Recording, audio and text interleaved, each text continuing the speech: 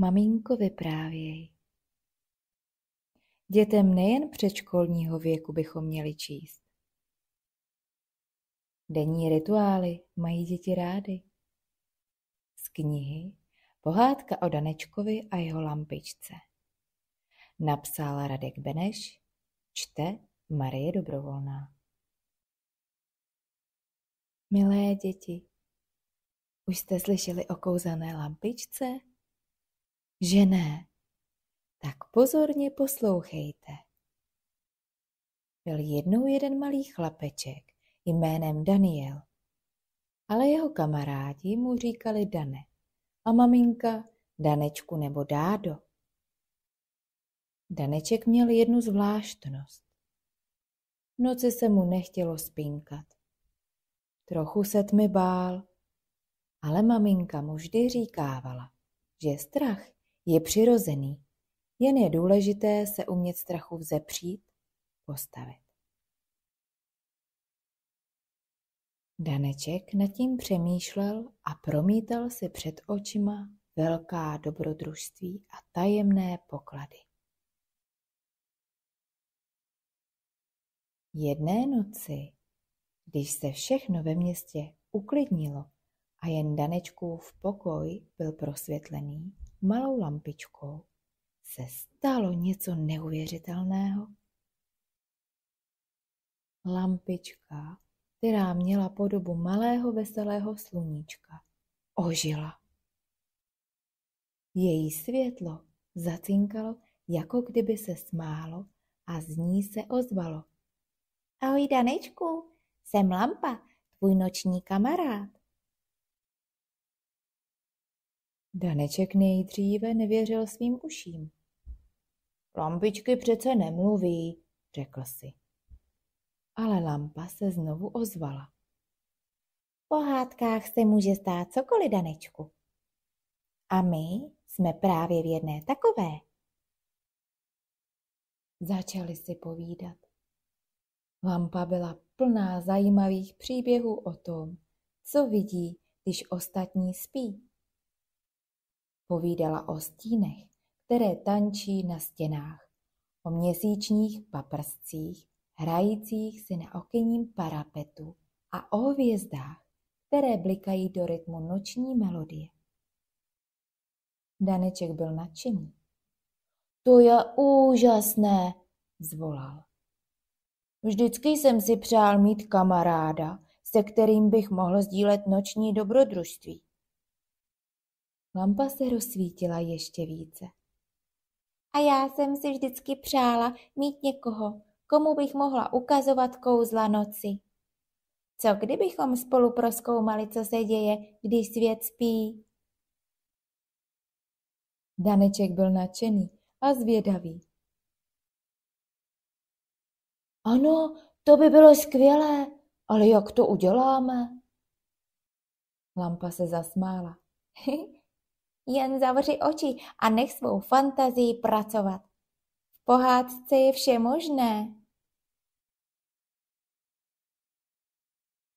A tak Daneček zavřel oči. Začal si představovat dobrodružství, které by mohly s kouzelnou lampičkou prožít. Jenomže lampička nechtěla jen snít, chtěla vyrazit za skutečným dobrodružstvím do skutečného světa. Lampa se třpytila víc než kdy dřív. Danečku, snít je krásné, ale skutečné dobrodružství se odehrává tam venku, v reálném světě. Pojď se mnou. Daneček otevřel oči a uviděl, že jeho pokoj se změnil. Stěny pokoje se rozplynuly a najednou stál uprostřed kouzelného lesa, osvětleného tisíci třpitivých světlušek. Lampa svítila jasně a vedla ho cestičkou mezi stromy. Kam pak jdeme? Zeptal se Daneček. Lampa se rozářila. Na místo, kde se noční svět setkává se světem snů. Budeš potřebovat odvahu, ale věřím, že to zvládneš. Daneček Byl trochu nervózní, ale zvědavost byla silnější. Společně procházeli lesem, poslouchali zpěv sov a pozorovali tančící stíny. Po chvíli dorazili k malému jezírku. Jehož hladina se třpytila jako zrcadlo pod měsíčním světlem. Lampa pronesla. Toto jezírko je bránou do světa, kde se snění stává skutečností. Ale abys mohl vstoupit, musíš něco obětovat. Daneček se zamyslel. To bych mohl dát, zeptal se. Lampa odpověděla. Nabídněte svůj nejcennější sen. Jezírko ho přijme a otevře bránu. Daneček zavřel oči a šeptal svůj nejcennější sen. Sen o létání vysoko na obloze, svobodný jako pták. Když otevřel oči, hladina jezírka začala vířit a vytvořila portál, který zářil jasným světlem. Lampa řekla. Nyní je čas vstoupit. Jsi připraven, Danečku? Daneček kývl a společně vyrazili k portálu. A v tom si Daneček vzpomněl na jednu důležitou věc. Lampo, co když přijde maminka a zjistí, že tu nejsem? Lampa se na chvíli zamyslela a pak se rozářila. Mám nápad, řekla. Vytvořím světelnou kopii tebe, která bude ležet ve tvé posteli. Tvá maminka si ani nevšimne, že jsi pryč. Lampa začala svítit ještě jasněji a z jejího světla se vytvořil přesný obraz Danečka, který se uložil do jeho postele a spal pod peřinou. Daneček byl udivený. To je úžasné, Lampo, jak jsi to udělala? Lampa se zasmála. V pohádkách je vše možné.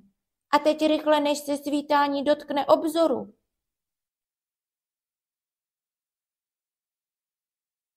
A tak Daneček a Lampa vstoupili do portálu, nechávající za sebou světelnou kopii Danečka, aby maminka nic nepoznala. Když Daneček a Lampa prošli portálem, ocitli se v zářivém světě, kde se vše zdálo možné. A hned u jejich nohou našli Danečkův ztracený pytlík s kuličkami na cvrnkání. Daneček se radoval. To jsou moje kuličky, ztratil jsem je minulý týden, jak si sem dostali?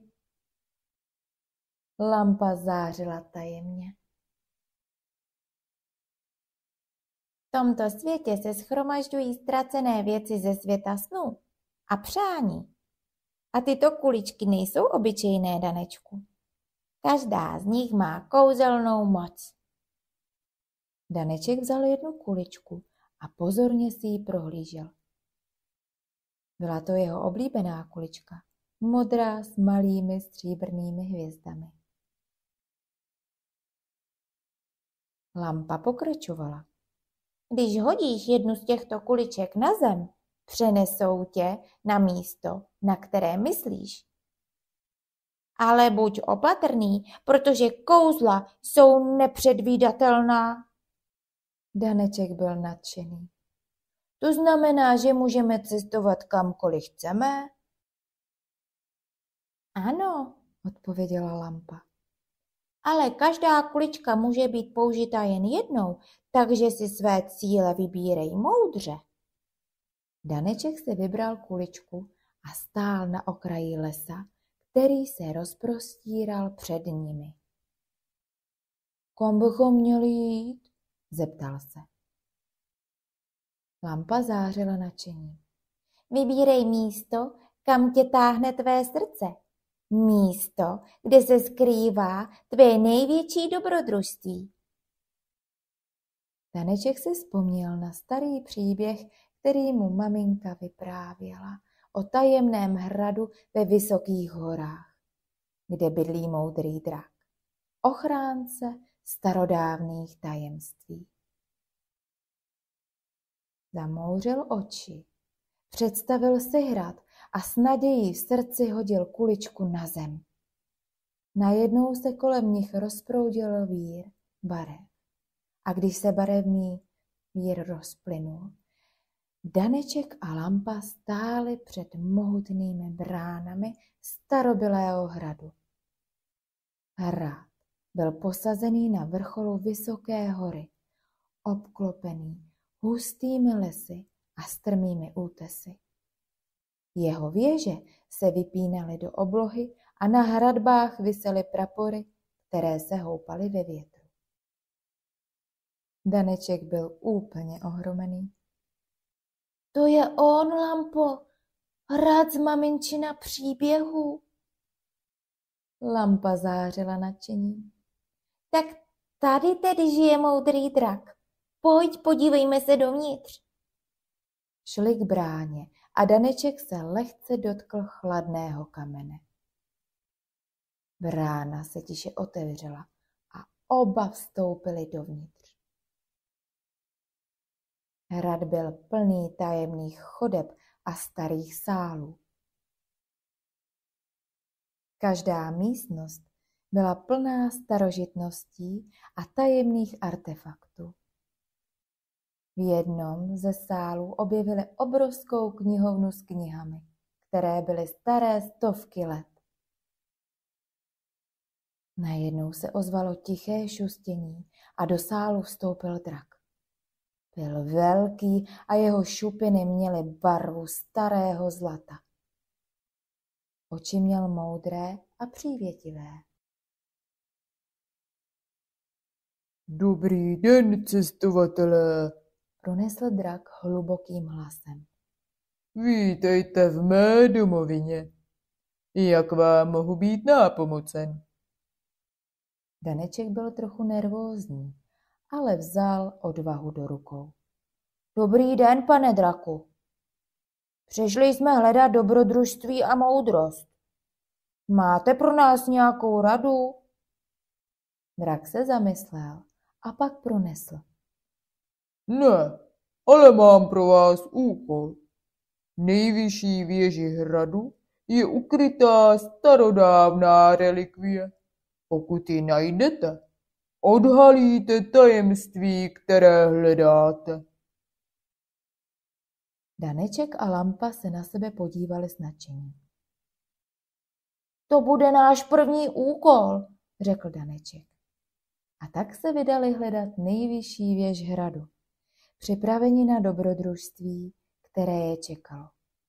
Když Daneček a Lampa dorazili ke schodišti vedoucím do nejvyšší věže, zastavil je pohled na husté pavučiny, které bránily v cestě nahoru. Pavučiny byly tak husté, že vypadaly jako mlha a byly protkány stříbrným leskem. Daneček se cítil trochu nervózně. Vzpomněl si, jak jeho maminka ječela při pohledu na pavouka a představa obrovských pavouků mu naháněla strach. Ale pak se podíval na lampu, která zářila klidným světlem a vzpomněl si na slova moudrého draka. Neboj se, Danečku, řekla Lampa. Pavouci jsou mistři ve tkaní. Možná nás tyto pavučiny zkoušejí. Daneček se odhodlal a opatrně vstoupil do pavučin. Bylo to jako procházet hustou mlhou. Překvapivě byly pavučiny jemné a křehké a při doteku se rozpadaly. A když Daneček a Lampa stáli před temným schodištěm zahaleným hustými pavučinami, cítil Daneček, jak se mu zrychluje dech. Pavučiny byly tak těsně spletené, že z nich vycházela téměř matatelná aura tajemství a neznáma. Danečku, buď opatrný, varovala lampa. Toto místo má svá vlastní pravidla a zkoušky. Daneček si vzpomněl na maminku a její strach z pavouku a najednou měl pocit, že každý stín skrývá obrovského pavouka, který na ně číhá. Ale srdce mu říkalo, že musí pokračovat. Opatrně vstoupil do pavučin, které se mu omotaly kolem rukou a tváře, chladné a lepkavé jako nitě strachu. Každý krok vpřed byl pro Danečka výzvou. Schody pod ním vydávaly nejisté vrzání a v dálce slyšel nejasné zvuky, které mohly být čímkoliv. Možná křídly netopírů, možná šustěním něčeho neznámého. Lampa svítila jen slabě, jako by i její světlo bylo pohlceno hustotou pavučin. Daneček cítil, jak se mu v hrudi hromadí obavy, ale zároveň i vzrušení z neznáma. Náhle se něco pohnulo v hloubce pavučin. Daneček stuhl. Byl to jen stín, nebo skutečně něco živého? Srdce mu bušilo v hrudi, ale překonal svůj strach a pokračoval dál. Když konečně došli na konec schodiště, oba cítili úlevu. Před nimi se otevřely dveře do nejvyšší věže. Staré a rezavé, ale slibující odpovědi na jejich otázky. Daneček a lampa stáli před dveřmi nejvyšší věže, když se ten stín znovu myhl. Ale tentokrát to nebyl jen stín. Před nimi se objevil obrovský pavouk. Tak velký, jaký si Daneček v nejdivočejších snech nikdy nepředstavoval. Danečkovi se zrychlil dech a srdce mu bylo až v krku. Pavouk měl 8 lesklých očí, které se na Danečka dívaly s neznámou hloubkou. Tu chvíli si Daneček uvědomil, co mu drak neřekl. Nebyli posláni do obyčejné věže. Byla to věž strachu, ale nebylo to místo, které mělo strach vyvolávat. Byla to věž, která zveličovala malé strachy uložené v hlavách jejich návštěvníků. Nebyla zde, aby strašila, ale aby léčila strach, pokud byl člověk dost odvážný, aby svůj strach překonal. Daneček zhlédl na nápis nad dveřmi. Není hrdina ten, kdo se ničeho nebojí. Hrdina je ten, kdo se bojí a svůj strach překoná. Když obrovský pavouk ustoupil troch stranou a začal se chystat k výpadu, Daneček si uvědomil, že má příležitost využít pomoc své kamarádky Lampy. Měl plán. Pozor, Lampo, zašeptal Daneček. Potřebuji, aby zazářila co nejsilněji. Myslím, že pavouk se bojí silného světla. Lampa okamžitě pochopila a začala zářit intenzivním světlem. Síla světla byla tak ohromující, že pavouk se zarazil a začal couvat. Jeho velké oči se myhaly pod silným světlem a bylo jasné, že je to pro něj nepříjemné. Daneček s Lampou se pomalu posouvali vpřed, zatímco pavouk couval, až se dostali k dveřím místnosti s podstavcem.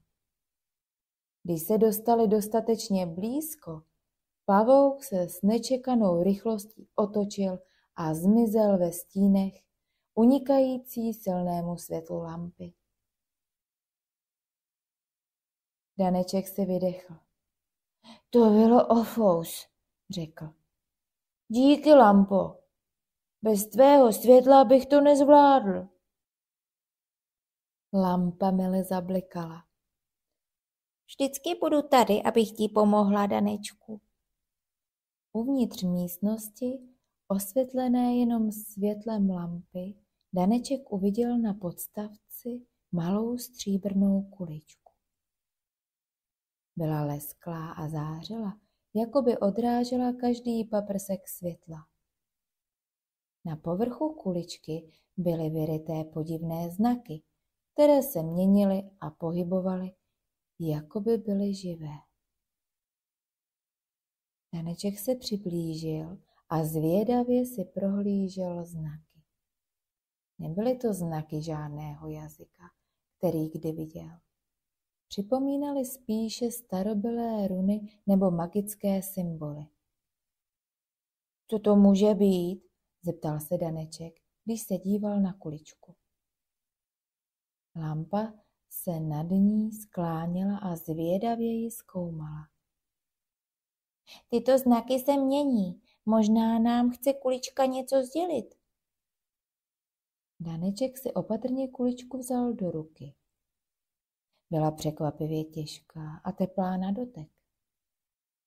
Jakmile ji držel, znaky se najednou zastavily a sformovaly slova. Odvaha je klíčem. Daneček se zamyslel nad těmito slovy. Odvaha je klíčem, opakoval. To znamená, že odvaha je cesta k překonání strachu a objevení tajemství. Lampa se rozářila ještě více. Danečku, ty jsi právě prokázal velkou odvahu.